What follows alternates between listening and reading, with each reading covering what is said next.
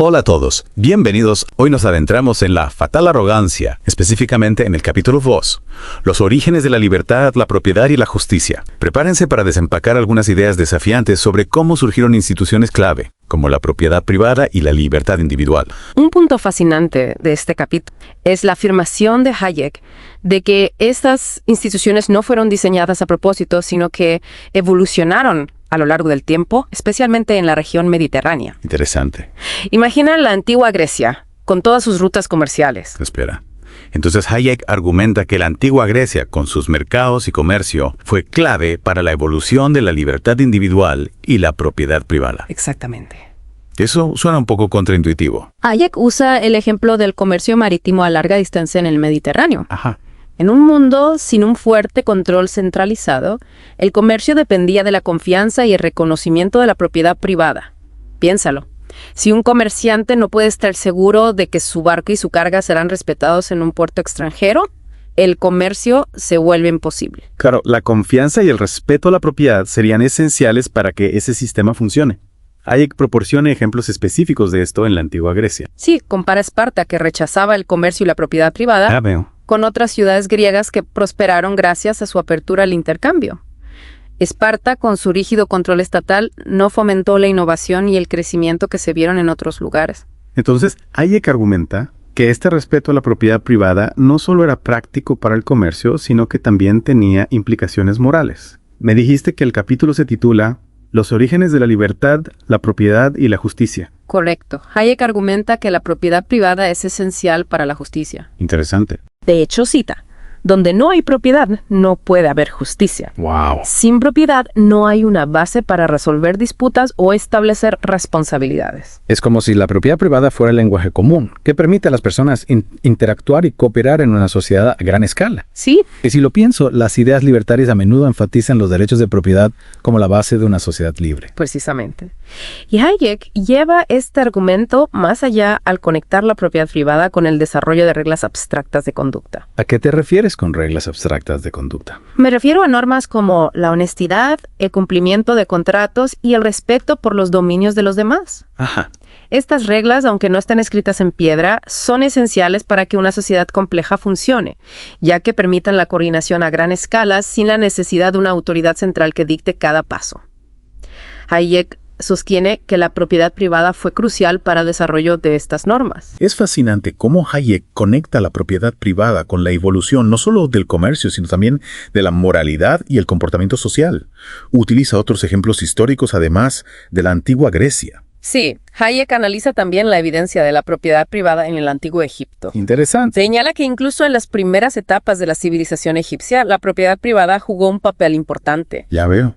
Contrasta las construcciones monumentales de la clase dominante que reflejan el poder centralizado con las contribuciones menos tangibles pero igualmente cruciales de los ciudadanos comunes, quienes dependían de la propiedad privada para su sustento y desarrollo. ¿Y cómo encaja todo esto con la idea del orden extenso? Mencionaste eso al principio. El orden extenso, como lo llama Hayek, es esta compleja red de interacciones e intercambios que surge espontáneamente cuando se respetan la libertad individual y la propiedad privada. No es algo que se pueda planificar o diseñar desde arriba. Ajá. Es un producto de la acción humana, pero no del diseño humano. Entonces, estás diciendo que para Hayek la sociedad es más como un ecosistema que se desarrolla orgánicamente que como una máquina que se puede construir pieza por pieza. Exactamente. Y Hayek argumenta que este orden extenso, con su intrincada red de relaciones e intercambios, es en última instancia más beneficioso para la humanidad que cualquier sistema diseñado por una mente centralizada, por brillante que sea. Eso me lleva a una pregunta. Claro. Si la propiedad privada y la libertad individual son tan esenciales para este orden extenso, ¿cómo ve Hayek la intervención del gobierno? ¿Hay algún papel para el Estado en su visión? Es una excelente pregunta.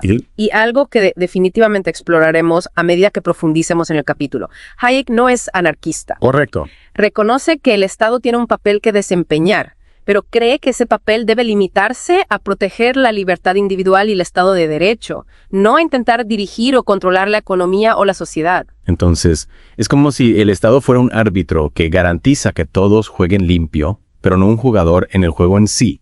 Esa es una buena analogía. Hayek ve al Estado como un guardián de las reglas del juego, asegurando un campo de juego nivelado para que la libertad individual y la propiedad privada puedan florecer y dar lugar a ese orden extenso, que en última instancia beneficia a todos. Pero como mencioné, hay mucho más que desempacar en este capítulo. Estoy ansioso por seguir explosando estas ideas. Pero antes de continuar, creo que es importante detenernos un momento y reflexionar sobre lo que hemos aprendido hasta ahora. Claro. Empezamos hablando del comercio en la antigua Grecia y el papel de la propiedad privada en el desarrollo de normas sociales abstractas. Luego, tocamos la idea del orden extenso y cómo surge espontáneamente de la interacción de individuos libres. Y finalmente, comenzamos a explorar el papel del gobierno en la visión de Hayek, que parece ser más de árbitro que de jugador. Exacto. Y ten en cuenta que todo esto se basa en la sección Libertad y el orden extenso. Cierto. Hay mucho más que cubrir en este capítulo.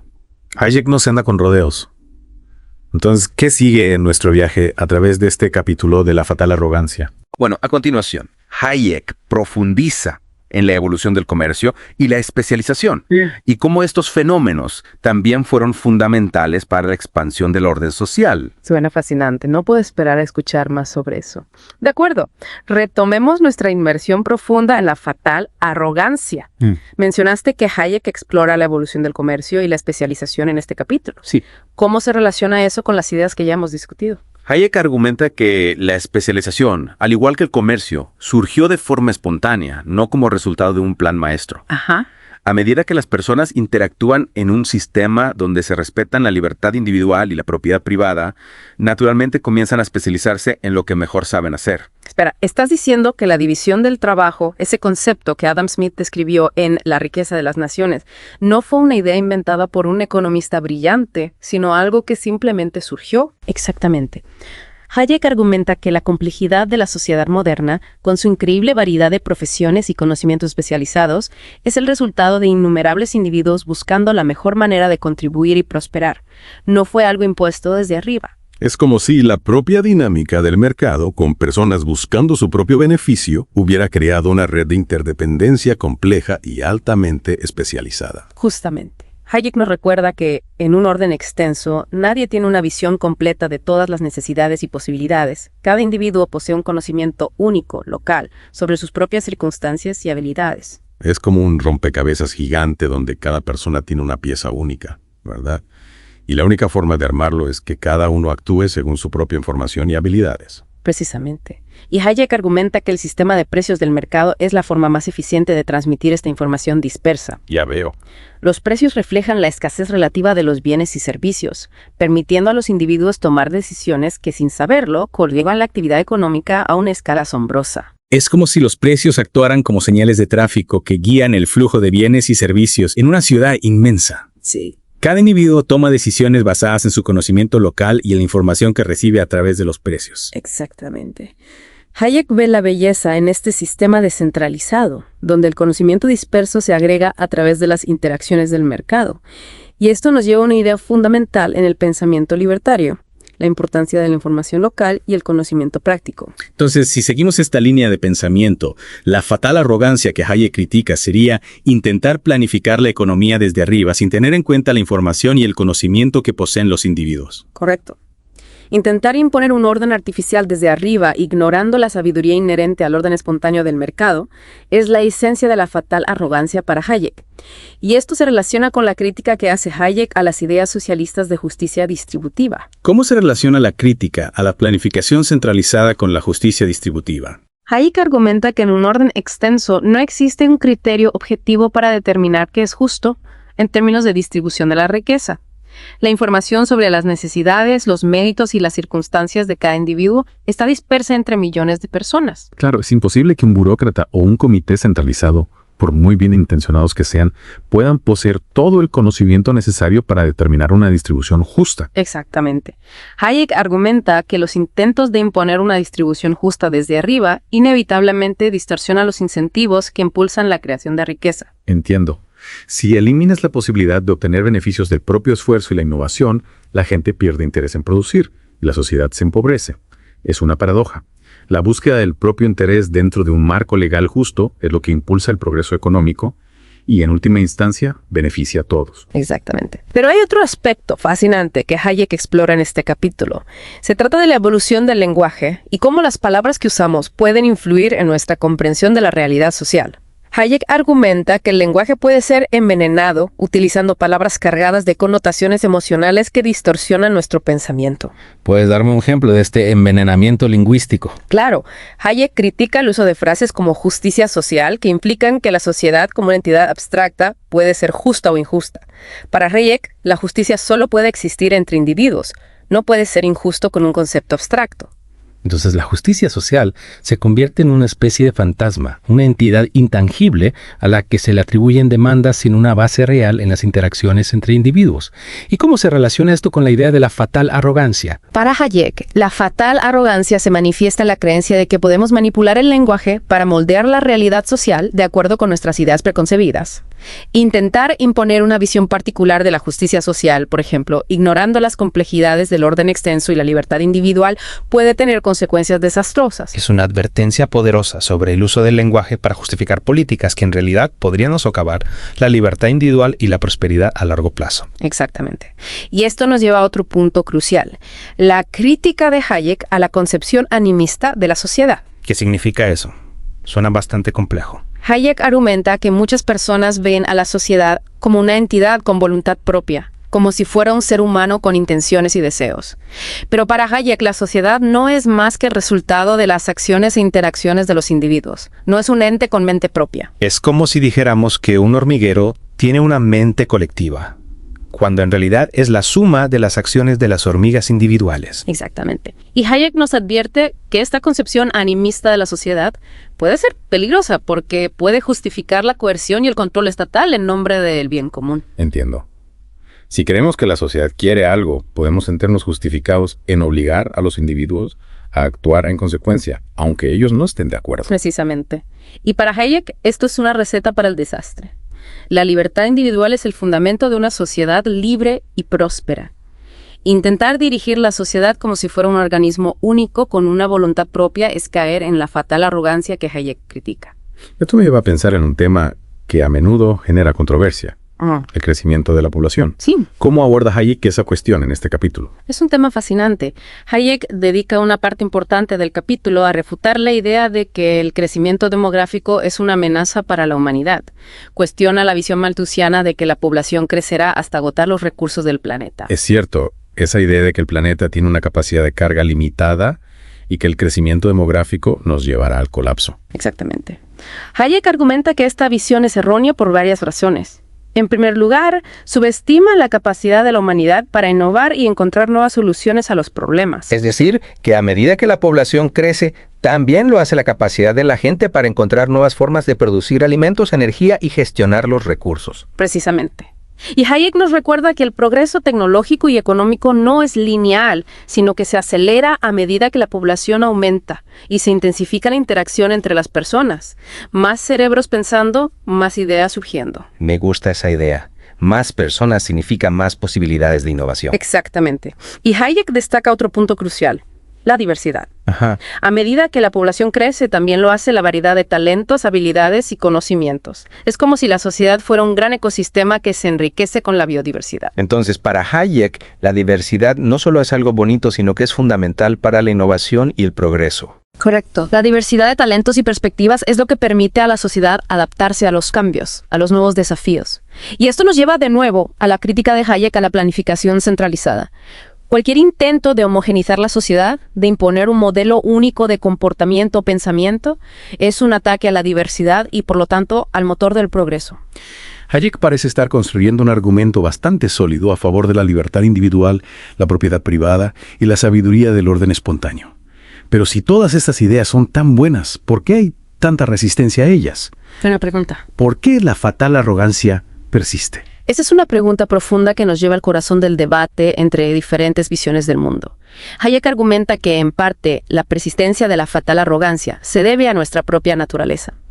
Como seres humanos, tenemos instintos que nos llevan a la solidaridad en grupos pequeños, a la búsqueda de la seguridad y la familiaridad. Entiendo. Parte de nosotros añora la vida en la tribu, donde todos se conocen y comparten los mismos valores. Es tentador pensar que podemos recrear esa sensación de seguridad a gran escala a través de la planificación centralizada. Exactamente. Hayek reconoce que esta tensión entre lo instintivo y lo racional es una constante en la vida social. Por un lado, queremos la libertad y la prosperidad que ofrece el orden extenso. Por otro lado, anhelamos la seguridad y la pertenencia del grupo pequeño. Entonces, la fatal arrogancia también se manifiesta en la negación de nuestra propia naturaleza, en la creencia de que podemos eliminar por completo nuestros instintos a través de la planificación social. Precisamente. Hayek nos recuerda que la clave para una sociedad libre y próspera es encontrar un equilibrio entre la libertad individual y las normas sociales, entre la razón y la emoción, entre lo nuevo y lo tradicional. ¡Wow! Hemos cubierto mucho terreno en este recorrido por el pensamiento de Hayek. Empezamos hablando de la especialización y la división del trabajo, luego pasamos a la crítica de Hayek, a la planificación centralizada y la justicia social, exploramos su análisis del lenguaje y la concepción animista de la sociedad, y terminamos hablando de la tensión entre nuestros instintos y las exigencias de la vida en un orden extenso. Y aún nos queda mucho por explorar. Bueno, ahora que ya establecimos la base del pensamiento de Hayek, podemos profundizar en las implicaciones prácticas de sus ideas. Una pregunta clave que surge es, si el orden extenso surgió de forma espontánea, ¿significa eso que somos meros espectadores pasivos de este proceso? ¿Podemos hacer algo para mejorarlo? Esa es la pregunta del millón, ¿verdad? Estamos condenados a la mano invisible del mercado sin poder influir en el rumbo de la sociedad. Hayek no es fatalista. Ya veo. Si bien no podemos diseñar la sociedad de cero, reconoce que podemos influir en su evolución. Ajá. La clave está en adoptar una postura de humildad intelectual. Humildad intelectual. Sí. ¿Te refieres a reconocer que no tenemos todas las respuestas? Exactamente. Debemos aceptar que la sociedad es un sistema complejo con innumerables interacciones que no podamos controlar completamente. Ya veo. Pero no se trata de rendirse a la ignorancia. Ajá. Hayek nos anima a usar la razón para comprender mejor el funcionamiento del orden extenso, a observar cómo las diferentes políticas y acciones afectan al sistema. Entonces, se trata de aprender de la experiencia, de observar y adaptar nuestras acciones, en lugar de intentar imponer un plan maestro desde arriba. Precisamente. Y aquí Hayek destaca la importancia de la experimentación y la competencia, tanto en el ámbito económico como en el de las ideas. Debemos permitir que diferentes enfoques compitan y que la experiencia nos guíe hacia las soluciones más efectivas. Es como si la sociedad fuera un laboratorio gigante donde podemos probar diferentes soluciones y ver cuáles funcionan mejor en la práctica, Sí. en lugar de aferrarnos a dogmas o ideologías rígidas. Exactamente. La fatal arrogancia se manifiesta en la intolerancia a la disidencia, en la creencia de que poseemos la verdad absoluta y que cualquier idea que no se ajuste a nuestra visión debe ser silenciada. Hayek nos recuerda que la libertad individual, con su diversidad de opiniones y perspectivas, es esencial para el progreso. Es una llamada a la apertura mental, a la disposición a escuchar y aprender de aquellos que piensan diferente. Así es. Y hablando de apertura, creo que es importante destacar el papel que Hayek le otorga al mercado en este proceso de aprendizaje social. ¿Te refieres a la idea de que el mercado es un mecanismo de descubrimiento de información? Exactamente. Hayek argumenta que el mercado, con su sistema de precios y la competencia entre empresas, es una herramienta poderosa para descubrir información, para probar diferentes soluciones y seleccionar las más eficientes. Es un proceso de ensayo y error donde los éxitos se recompensan y los fracasos se eliminan. Tiene sentido. Si una empresa ofrece un producto o servicio que la gente valora, prospera. Si no, fracasa. Correcto. Y este proceso de selección natural impulsa la innovación y el progreso. Pero algunos argumentarían que el mercado no siempre es justo, que puede generar desigualdades y que necesita ser regulado. Hayek reconoce que el mercado no es perfecto, Claro. pero argumenta que los intentos de controlarlo desde arriba, de imponer precios o regulaciones que distorsionan las señales del mercado, suelen empeorar las cosas. La fatal arrogancia se manifiesta en la creencia de que los burócratas saben mejor que los individuos qué producir, a qué precio y cómo distribuirlo. Entonces, para Hayek, la clave está en permitir que el mercado funcione con la menor interferencia posible, confiando en la capacidad de los individuos para tomar decisiones y adaptarse a las circunstancias cambiantes. Precisamente. La sabiduría del mercado reside en la descentralización, en la capacidad de millones de personas para actuar, según su propio conocimiento local y sus preferencias individuales. Ya veo. Y esto nos lleva a una de las ideas centrales de Hayek, la importancia de la humildad intelectual. ¿Puedes explicar un poco más esa idea? Ya has mencionado la humildad antes, pero me gustaría entender mejor a qué te refieres. Hayek nos invita a reconocer los límites de nuestro conocimiento, aceptar que no podemos controlar completamente un sistema tan complejo como la sociedad. La fatal arrogancia no es solo un error intelectual, sino también un vicio moral. La arrogancia de creer que podemos moldear el mundo a nuestra imagen y semejanza, sin tener en cuenta las consecuencias imprevistas de nuestras acciones. Es un llamado a la prudencia, a la conciencia de que nuestras acciones pueden tener efectos que no podemos anticipar completamente. Exactamente. La verdadera sabiduría, para Hayek, reside en la capacidad de dudar, de cuestionar nuestras propias ideas, de estar abiertos a nuevas perspectivas.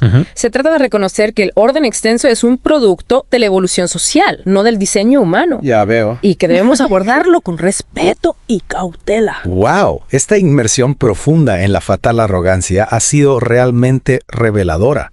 Hemos explorado la evolución de la libertad individual y la propiedad privada, la sabiduría del orden espontáneo, los peligros de la planificación centralizada y la importancia de la humildad intelectual. Ha sido un placer compartir este viaje contigo. Espero que las ideas de Hayek te inspiren a seguir explorando el fascinante mundo de la libertad, la sociedad y la complejidad humana. Sin duda alguna. Gracias por guiarme a través de estas ideas tan desafiantes y estimulantes, y a todos nuestros oyentes los invitamos a seguir reflexionando sobre las ideas de Hayek y a aplicarlas a los desafíos del mundo actual. Hasta la próxima.